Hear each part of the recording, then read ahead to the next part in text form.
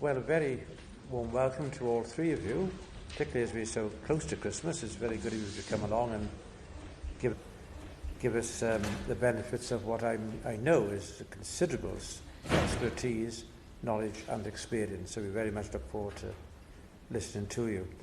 I'm going to start the question by asking you a very general question, which will give you an opportunity, if you so wish, to make any general statements about the bill. Will it work? What are your views on the draft bill from a technical standpoint, and are these proposed powers workable? Perhaps we'll start with Professor Buchanan. Okay, thank you for the invite. I'd say we live in a very different world than we have done. We've built the cyber age within about 40 years, but it's a very fragile infrastructure that we've actually created. We must protect citizens against hackers and so on.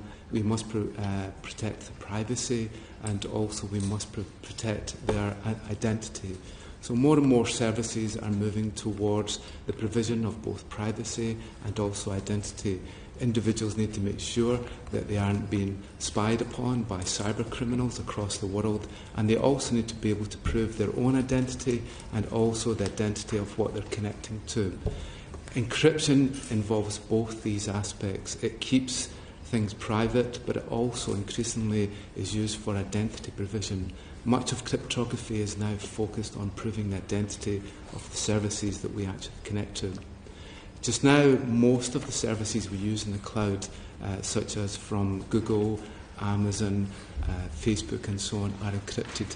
Every single time we see HTTPS and we see a green bar on our browser, means that we are protected with a unique cryptography key for every single session that we actually create. It is almost impossible to actually crack that key without actually knowing the private key of the site that we're connecting to. So the only way that someone can crack communications through a tunnel such as that is to get the private key of the company that's involved in the communications, which would involve Microsoft, Facebook, Twitter and so on handing over their private keys.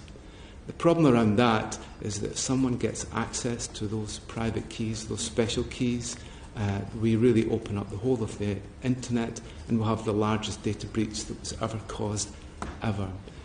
The communications that we have are obviously highly sensitive, and the logs that we see on the internet are really the history of our whole lives. It's our thoughts, it's our beliefs, it's our dreams. Almost by the second, every single thing that we actually do is recorded in our web history. The amount of money that would be worth to a criminal, a cyber hacker on the internet would be almost unlimited.